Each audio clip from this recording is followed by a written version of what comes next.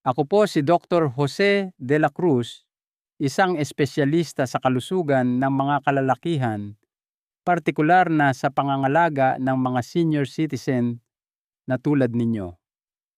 Sa mahigit 30 taon, inilaan ko ang aking propesyon sa pagtulong sa mga kalalakihang higit sa edad na asyento na muling maibalik ang kanilang sigla, lakas at dignidad. Nakikipag-usap po ako sa inyo ngayon dahil nasaksihan ko ang napakaraming mabubuting kalalakihan na nagdurusa hindi dahil pinabayaan nila ang kanilang kalusugan, kundi dahil hindi kailanman nasabi sa kanila ang buong katotohanan. Maaaring iniisip ninyo na ang araw-araw na sariling pagpaparaos o masturbasyon ay nakakabuti sa kalusugan pagkatapos ng edad 60. Mag-isip po kayong muli. Ito mismo ang maaaring maging dahilan kung bakit nagsisimulang pumalya ang inyong prostata bago pa man kayo makaramdam ng kahit isang sintomas. Pagdating ng panahon na mapansin ninyo ang pinsala ang kapalit na babayaran ninyo ay maaaring mas malaki pa kaysa sa inyong inaakala. Nakikita nyo ang mismong gawi na madalas pinupuri dahil pinapanatili nitong dumadaloy. Ang lahat ay maaaring kapag ginagawa araw-araw at walang balanse ay aktwal na magpapabilis sa mismong mga problemang sinusubukan ninyong iwasan. Isa itong lihim na katotohanan na karamihan sa mga doktor ay hindi sasabihin sa inyo. Ngunit ang pag-unawa rito ay maaaring magbago ng takbo ng inyong kalusugan at kalayaan sa mga darating na taon. Ngayon, ipapaliwanag ko ang mga nakakagulat at hindi gaanong kilalang epekto ng araw-araw na sariling pagpaparaos sa kalusugan ng inyong prostata pagkatapos ng edad 60. Ang mabuti, ang masama, at ang kritikal na pagkakamali na dapat ninyong iwasan kung nais ninyong manatiling malakas, nagsasarili at may kontrol sa inyong buhay. At maniwala kayo sa pagtatapos ng talakayang ito, malalaman ninyo kung paano eksaktong poprotektahan ang inyong sarili at kung paano ang isang maliit na pagbabago sa inyong rutina ay maaaring magligtas sa inyo mula sa maraming taon ng di kaginhawaan, pagkadismaya at pagsisisi. Upang tunay na maunawaan ang nakatagong epekto ng pang-araw-araw na gawi sa inyong prostata, kailangan muna nating tingnan ang isa sa pinakamahalaga nitong pangangailangan, ang pangangailangan para sa regular na paglilinis at daloy. 1. Ang regular na sariling pagpaparaos ay nakakatulong sa paglilinis ng prostata at pag-iwas sa pagbabara. Bilang espesyalista sa kalusugan ng mga kalalakihan sa loob ng mahigit 3 dekada, paulit-ulit kong nakikita ang isang katotohanan. Ang katawan ay nagbibigay gantimpala sa pangangalaga, ngunit pinaparusahan ang kapabayaan. At wala nang mas malinaw na ebidensya nito kaysa sa prostata. Maraming kalalakihan ang nag-aakala na dahil maayos ang kanilang pakiramdam, maayos din ang kanilang prostata. Ngunit sa ilalim, kung walang regular na pangangalaga, isang nakababahalang bagay ang maaaring magsimulang mangyari. Ang prostata ay isang dinamiko at gumaganang glandula na patuloy na gumagawa at nagpoproseso ng mga likido. Hindi ito isang piraso lamang ng tissue na hindi gumagalaw. Ito ay buhay aktibo at sa totoo lang umaasa sa paggalaw upang manatiling malusog. Kapag ang mga likidong iyon ay hindi regular, na nailalabas nagsisimula itong maipon. Isipin ninyo ang isang hose sa hardin na hindi ginamit ng ilang linggo. Sa kalaunan, maiipon ang mga latak, mabubuo ang mga bara, at kapag sinubukan ninyong padaluin muli ang tubig, ang daloy ay hirap mabagal o maaaring ganap ng barado. Hindi naiiba ang inyong prostata. Kung walang malusog na rutina ng pagpapalabas, tahimik na nabubuo ang pagbabara sa loob ng glandula. Sa paglipas ng panahon, humahantong ito sa pamamaga-presyon at di kaginhawaan kahit na hindi ninyo agad nararamdaman ang pinsala. Hinding-hindi ko malilimutan ang isa sa aking mga pasyente, si Mang Cardo, isang 87 taong gulang na retiradong inhinyero. Namuhay siya ng may disiplina, maingat sa pagkain, regular na ehersisyo, ngunit matagal nang naniniwala na ang pangangalaga sa sarili sa partikular na aspetong ito ay hindi kailangan o kahiya-hiya pa nga.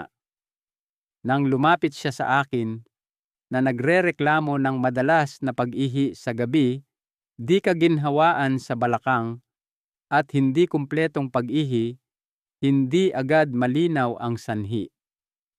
Ngunit sa mas malalim na pagsusuri, natuklasan ang malaking pagbabara sa prostata na nagpapabagal sa normal na paggana na dating nagpoprotekta sa kanya. Kung nalaman lang niya ng mas maaga na ang isang simple at katamtamang kasanayan, ay maaaring nagpanatiling malinis, dumadaloy at walang bara ang kanyang prostata. Ang pamamakuho, ang araw-araw o regular na pagpapalabas, ejaculation, maging sa pamamagitan ng pakikipagtalik o sariling pangangalaga, ay nagsisilbing parang isang pulso ng paglilinis sa prostata. Inilalabas nito ang mga lumang likido, tinatanggal ang mga selulang patay, at nag-aanyaya ng sariwa at mayaman sa oxygen na dugo upang bigyang sustansya ang glandula. Hindi ito tungkol sa pagpapakasaya lamang. Ito'y tungkol sa paggalang sa paraan kung paano dinisenyo ang inyong katawan. At kung mas maaga ninyong sisimulan ang pangangalagang ito, mas matagal ninyong mapapanatili ang lakas at katatagan na siyang nagbibigay kahulugan sa kalidad ng buhay ng isang lalaki habang siya ay tumatanda. Ngunit may higit pa sa kwentong ito kaysa sa paglilinis lamang ng mga daanan. Paano kung sabihin ko sa inyo na sa bawat pagkakataong nagsasagawa kayo ng malusog na pagpapalabas, hindi lamang kayo naglilinis ng mga bara, kundi binabago rin ninyo ang makapangyarihang puwersang hormonal sa loob ng inyong katawan na maaaring magprotekta sa inyo o tahimik na magtulak sa inyo patungo sa problema sa prostata. Ating tuklasin iyan sa susunod. 2. Ang sariling pagpaparaos ay nagpapababa ng antas ng DHT. Nagbibigay proteksyon laban sa paglaki ng prostata. Sa paglipas ng mga taon, nakaupo ako sa harap ng hindi mabilang na mga kalalakihan na nabigla ng malaman na ang kanilang mga hormone ay tahimik na nakikipaglaban sa loob ng kanilang mga katawan. Isa sa pinakamahalagang manlalaro sa hindi nakikitang digmaang iyon ay isang hormone na tinatawag na DHT o dihydrotestosterone. Mahalaga noong kabataan para sa pagbuo ng mga katangiang panlalaki. Ang DHT ay nagiging sanhi ng problema habang tayo'y tumatanda. Ang labis na DHT ay nagpapalaki sa prostata, isang mabagal at tahimik na proseso na humihigpit sa paligid ng daanan ng ihi urethra na nagdudulot ng mga problema sa pag-ihi at sa maraming kaso, humahantong sa masakit na mga interbensyon. Naaalala ko nang malinaw ang isang pag-uusap namin ng dalawang magkapatid na lalaki, parehong nasa edad na mahigit 50. Ang isa ay namuhay sa tahimik na paniniwala na ang pakikipagtalik at sariling pangangalaga ay may expiration date na pagkatapos ng isang tiyak na edad, ang mga naturang gawi ay walang kabuluhan o hindi nararapat. Ang isa namang kapatid, gayunpaman, ay iba ang pagtingin sa kanyang katawan, nauunawaan na ang pag-aalaga sa sarili kahit sa mga pribadong paraan ay bahagi ng kanyang panghabambuhay na pangangalaga sa kalusugan. Ang resulta ng kanilang mga laboratory test ay nagsalaysay ng isang kwentong hindi maitatanggi ng anumang salita. Ang kapatid na nagpapanatili ng malusog na rutina ay may mas mababang antas ng PSA, mas kaunting sintomas sa pag-ihi, at mas kaunting ebidensya ng paglaki ng prostata. Ang kanyang antas ng DHT ay may natural na pagbaba na nagbibigay sa kanyang prostata ng mga panahon ng pahinga mula sa hormonal na atake. Ang kapatid na umiwas bagamat malusog sa ibang aspeto ay nahihirapan sa lumalaking prostata na hindi napansin hanggang sa hindi na maiiwasan ang mga sintomas. Ang regular na pagpapalabas ay pansamantalang nagpapababa ng umiikot na antas ng DHT. Halos parang binibigyan ang inyong prostata ng pahinga mula sa patuloy na hormonal na presyon. Hindi ito isang kumpletong lunas, ngunit ito ay isang mahalagang anyo ng proteksyon, isang natural na ritmo na tumutulong na mapanatiling ligtas ang isa sa pinakabulnerableng organo ng katawan. Kung walang ganoong pagpapalabas, patuloy na tumataas ang DHT nang walang kontrol na lumilikha ng perpektong sitwasyon para sa pamamaga ng prostata mga issue sa pag-ihi at mas malala pa. Ang aral dito ay simple ngunit malalim. Ang pangangalaga sa inyong katawan ay nangangahulugan ng pag-unawa sa mga puwersang kumikilos sa loob ninyo at paggawa ng maliliit at sinadyang mga aksyon upang pumanig ang timbangan sa inyong pabor. Ang isang katamtaman at tuloy-tuloy na rutina ng sariling pangangalaga ay hindi lamang isang pribadong gawain. Ito ay isang hormonal na estratehiya para sa pangmatagalang katatagan. Isa ito sa pinakamakapangyarihan ngunit madalas na hindi napapansing depensa ng isang lalaki habang siya ay tumatanda. Ngunit ang pag-aalis ng mga toxin at pagbalanse ng mga hormone ay bahagi lamang ng mas malaking kwento. Mayroong isang bagay na mas kahanga-hanga pa na nangyayari sa loob ng inyong prostata sa tuwing pinapanatili ninyo ang simpleng gawaing ito, isang bagay na maaaring magpasya kung gaano kayo mananatiling malakas, masigla, at matatag sa mga darating na taon. Ating tuklasin ang nakatagong benepisyong iyon sa susunod. 3. Ang regular na sariling pagpaparaos ay nagpapabuti ng daloy ng dugo at sumusuporta sa pagbabagong buhay ng mga selula. Sa aking mga taon ng klinikal na trabaho, napagtanto ko na ang pagkakaiba sa pagtanda ng may biyaya at pagtanda ng may pasakit ay madalas nauuwi sa isang bagay sirkulasyon. Kapag ang dugo ay malayang dumadaloy, dala nito ang oxygen sustansya at puwersa ng buhay na lubhang kailangan ng bawat organo kabilang ang prostata. Kung wala ito, nagsisimula ang pananamlay at kasama ng pananamlay ang paghina.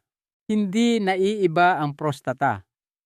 Umaasa ito sa matatag at regular na daloy ng dugo upang manatiling masustansya, malinis at masigla.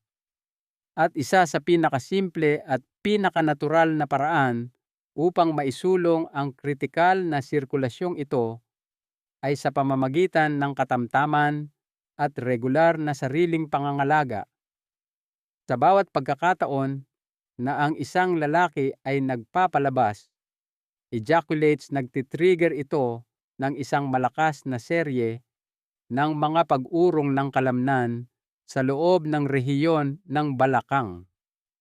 Ang mga pag-urong na ito ay hindi lamang naglalabas ng likido.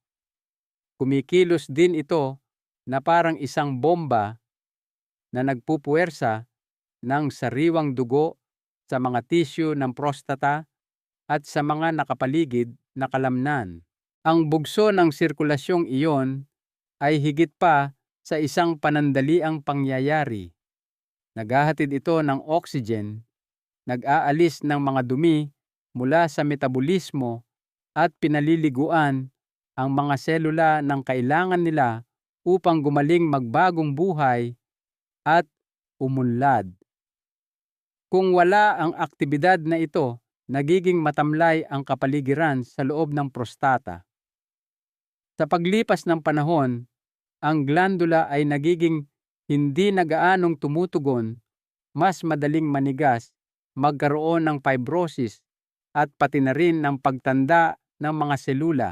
Naaalala ko ang isang pasyente, si Mang Lito, isang ipinagmamalaki at aktibong lalaki na 72 taong gulang. Namuhay siya ng lubos, ngunit lumapit sa akin na nagrereklamo ng mga banayad na pagbabago na hindi niya lubos maipaliwanag, isang pakiramdam ng kabigatan, bahagyang di kaginhawaan at pagkawala ng enerhiya na hindi niya maalis-alis. Walang ipinakitang malubhang sakit ang resulta ng kanyang mga pagsusuri.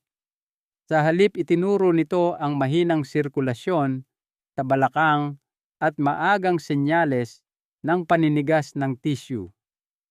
Nagtulungan kami upang bumuo ng isang simple at magalang na rutina ng sariling pangangalaga, at sa loob ng ilang buwan, iniulat niyang mas gumaan ang kanyang pakiramdam, mas lumakas, at mas naging katulad muli ng dati.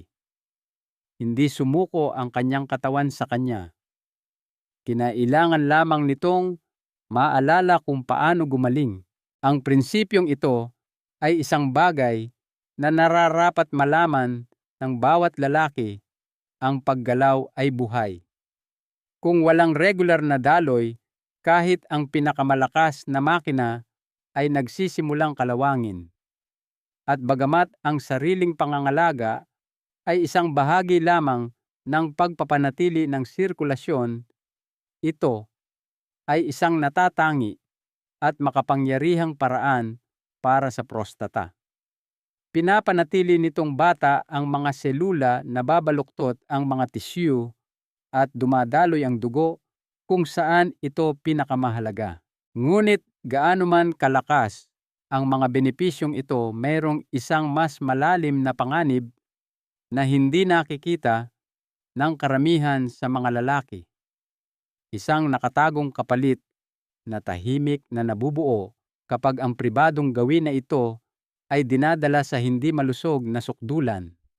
At ang pag-unawa sa panganib na iyon ay maaaring gumawa ng lahat ng pagkakaiba sa pagitan ng pag-unlad at paghihirap habang lumilipas ang mga taon. Pag-usapan natin iyan sa susunod. 4. Ang nakatagong kapalit. Kapag ang rutina ay naging sobra at nawala ang balanse, sa medisina, may kasabihan akong madalas ibahagi sa aking mga pasyente. Anumang nakagagaling ay maaari ring makasama kung sosobrahan. Isa itong aral na hindi naririnig ng maraming lalaki pagdating sa pangangalaga ng kanilang prostata. Ang regular na sariling pangangalaga ay maaaring maging isang makapangyarihang kakampi, ngunit kapag lumagpas ito sa linya ng sobra, maaari nitong simulan na sirain ang mismong mga sistema na dapat nitong protektahan.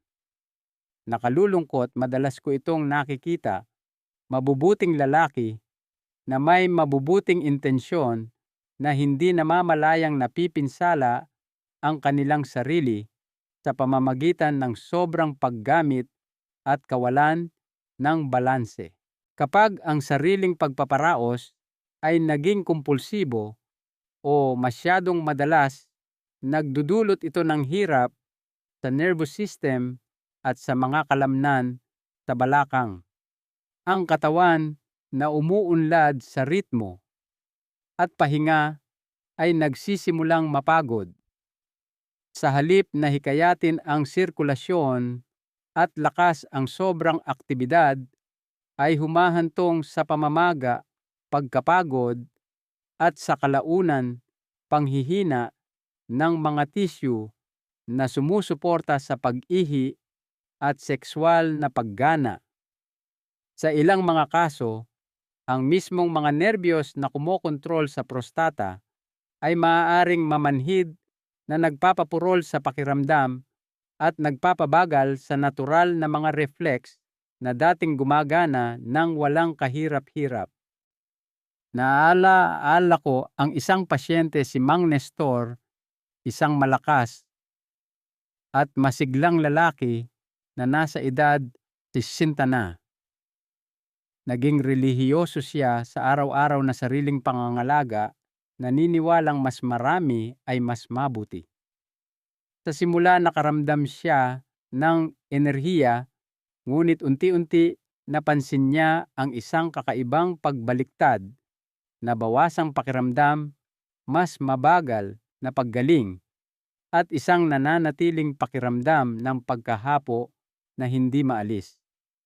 Ang kanyang kaso ay hindi tungkol sa kahihiyan o kahinaan. Ito ay tungkol sa hindi pag-unawa sa mga limitasyon ng katawan. Nang matulungan namin siyang makahanap ng mas malusog na ritmo na isinasama ang pahinga at pakikinig sa natural na mga senyales ng kanyang katawan, nagsimula siyang muling magkaroon ng enerhiya at balanse na akala niya ay nawala na ng tuluyan. Ang balanse ang pundasyon ng pangmatagalang kalusugan. Ang moderasyon ay gumagalang sa pangangailangan ng katawan para sa stimulasyon at para sa paggaling. Kung wala ito, kahit ang mabubuting gawi ay maaaring maging tahimik na pasanin. Ang tunay na sariling pangangalaga ay nangangahulugang hindi lamang pagkilos, kundi pag-alam kung kailan magpapahinga, kung kailan makikinig, at kung kailan hahayaang ganap na magbago ang katawan. Lalo na pagkatapos ng edad 60, ang focus ay dapat lumipat mula sa intensidad patungo sa pagiging sustainable, banayad na pangangalaga sa halip na palagi ang hiling. Gayunpaman, sa kabila ng lahat ng nakatagong panganib ng kalabisan, nananatili ang isang katotohanan na mas nakapagbibigay inspirasyon. Kapag wastong nabalanse ang regular na sariling pangangalaga, ay nag-aalok ng mga benepisyong higit pa sa prostata lamang. Umaabot ito sa inyong pagtulog, sa inyong antas ng stress, sa inyong enerhiya, maging sa inyong emosyonal na lakas. At iyon ang mas malawak na regalo, ang hindi nakikitang tulong sa inyong buong kalidad ng buhay na nais kong ibahagi sa inyo sa susunod. 5. Ang regular na pangangalaga sa prostata ay nagpapaganda rin ng tulog, nagbabawas ng stress, at nagpapanatili ng kakayahang sekswal sa lahat ng aking taon ng pagtatrabaho sa mga kalalakihang higit sa edad 60, isang katotohanan ang naging mas malinaw kaysa dati. Ang pangangalaga sa inyong prostata ay hindi lamang tungkol sa pag-iwas sa sakit o di kaginhawaan. Ito ay tungkol sa mas magandang pakiramdam araw-araw. Paggising ng may mas maraming enerhiya, pagkilos sa buong araw ng may mas maraming kumpiyansa at pagkakaroon ng mas malalim na pakiramdam ng sigla. Hindi ito isang abstraktong konsepto. Ito ay isang napakatotoo at nasusukat na pagbuti sa inyong kalidad ng buhay na nagmumula lamang sa pagpapanatili ng malusog na prostata. Para sa marami sa aking mga pasyente, ang pinakanakakagulat na benepisyo ng regular na pangangalaga sa prostata ay mas mahimbing na tulog.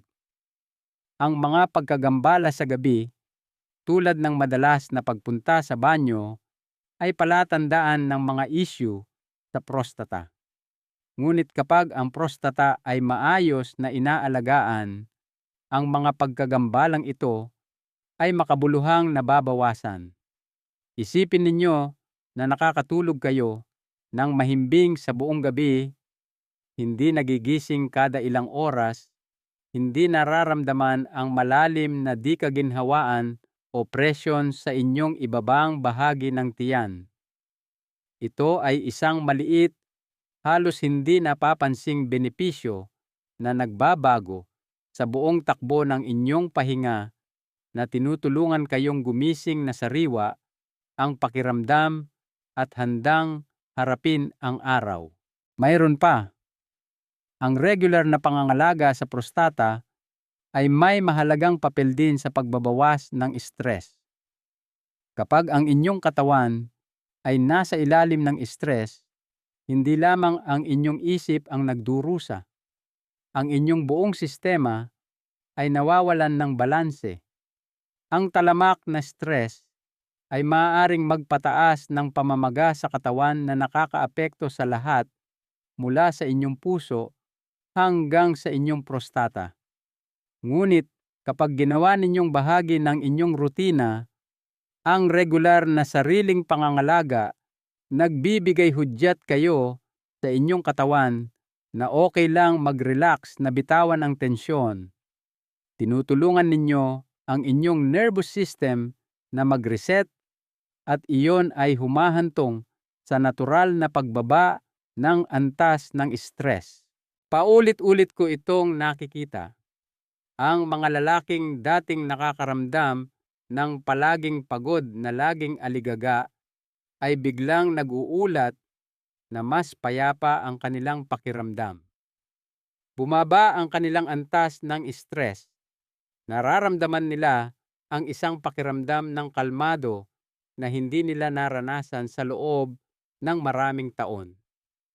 Isang pasyente ko, isang 64 taong gulang na retiradong guro, ang nagsabi sa akin, "Hindi ko man lang namalayan kung gaano karami ang pasan-pasan ko sa aking katawan hanggang sa nagsimula itong gumaan. Mas magaan ang pakiramdam ko, hindi lang pisikal, kundi pati emosyonal. At siyempre, nariyan ang kalusugang sekswal, isa pang area kung saan ang regular na pangangalaga sa prostata ay nagpapakita ng malalim na mga benepisyo. Maraming kalalakihan ang naniniwala na ang pagtanda ay nangangahulugan ng pagsuko sa intimasya, ngunit wala nang mas malayo pa sa katotohanan. Ang regular na pangangalaga sa prostata ay tumutulong na mapanatili ang kakayahang sekswal, mapanatili ang daloy ng dugo, at mapabuti ang pangkalahatang sigla sa sekswal na aspeto. Ang mga lalaking nagsasagawa ng balanseng rutina ng sariling pangangalaga ay madalas na natutuklasan na bumubuti ang kanilang intimasya hindi lamang sa paggana kundi pati sa kasiyahan. Nababalik nila ang kumpiyansa na harapin ang intimasya ng may parehong sigasig tulad noong kanilang kabataan. Ngayon tulad ng inyong nakikita, ang pagpapanatili ng malusog na prostata ay higit pa sa pagpapanatili lamang sa inyong komportable. Pinapaganda nito ang bawat aspeto ng inyong buhay. Ngunit hindi ito laging tungkol lamang sa paggawa ng mga bagay ng tama. Ito ay tungkol sa pag-alam kung ano ang maaaring mangyari kung pababayaan ninyo ito at kung paano ang maliliit na pagbabago ngayon ay maaaring maiwasan ang malalaking problema bukas. Kaya ano ang susunod na hakbang na kailangan ninyong gawin upang matiyak na ang inyong prostata ay mananatiling malakas hanggat maaari? Iyan ang ipapaliwanag ako sa susunod. Konklusyon. Babala ng doktor. Mga nakakagulat na epekto sa prostata ng mga lalaking araw-araw nagma-masturbate at ang kapalit na kanilang binabayaran. Habang papalapit tayo sa mga huling taon ng buhay, madaling mahulog sa bitag ng pag-iisip na ang pinakamagagandang taon ay lumipas na. Ngunit ang katotohanan, ang inyong katawan ay maaari pa ring umunlad kung ituturing ninyo ito ng may pangangalaga at respeto na nararapat dito. At pagdating sa kalusugan ng prostata, ito ay napakahalaga. Ang pagpapanatili ng regular na rutina ng sariling pangangalaga ay hindi lamang tungkol sa pag-iwas sa di-kaginhawaan o sakit. Ito ay tungkol sa pagpapanatili ng inyong sigla, inyong kasarinlan at kapayapaan ng inyong isip. Ito ay tungkol sa pagkakaroon ng kumpiyansa sa sarili ninyong katawan.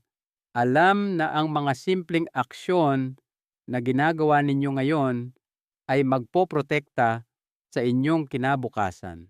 Sa pamamagitan ng pag-unawa sa malalim na epekto ng regular at balanseng sariling pangangalaga, mula sa paglilinis ng bara sa prostata hanggang sa pagbabawas ng masamang epekto ng DHT hanggang sa pagpapabuti ng daloy ng dugo at sirkulasyon, maaari kayong magsimulang gumawa ng mas mahuhusay na desisyon para sa inyong kalusugan ngayon din. Ang maliliit at tuloy-tuloy na pagsisikap na ito ang susi sa pagpapanatili ng kalusugan ng prostata sa pangmatagalan at sila ang pundasyon ng pamumuhay ng malakas at aktibo. Tandaan ang kahalagahan ng moderasyon. Ang sobra sa mabuting bagay ay maaaring makasama. Ito ay tungkol sa paghahanap ng malusog na balanseng iyon. Ngunit kasing halaga nito, nais kong tandaan ninyo ito, ang pangangalaga sa inyong prostata ay hindi isang luho. Ito ay isang pangangailangan. Ang mga gawi na bubuuin ninyo ngayon ang huhubog sa inyong pakiramdam bukas sa susunod na taon at sa mga darating pa. Kaya huwag hintayin na ang mga sintomas ang pumilit sa inyo. Huwag hintaying maging hindi na matiis ang di-kaginhawaan. Kumilos na ngayon. Bawat hakbang na gagawin ninyo upang mapanatili ang kalusugan ng inyong prostata, bawat sandaling ilalaan ninyo sa balanseng sariling pangangalaga ay isang pamumuhunan sa inyong kinabukasan. Isang kinabukasan kung saan kayo ay malakas, may kumpiyansa at kayang mamuhay ng lubos. Narito ang isang mahalagang aral sa buhay na aking natutunan at madalas ibahagi. Ang inyong kalusugan sa mga huling taon ng buhay ay hindi isang loterya. Ito ay salamin ng tuloy-tuloy at maingat na mga desisyong ginagawa ninyo sa buong buhay ninyo at hindi pa huli ang lahat para magsimulang gumawa ng mas mabubuting desisyon.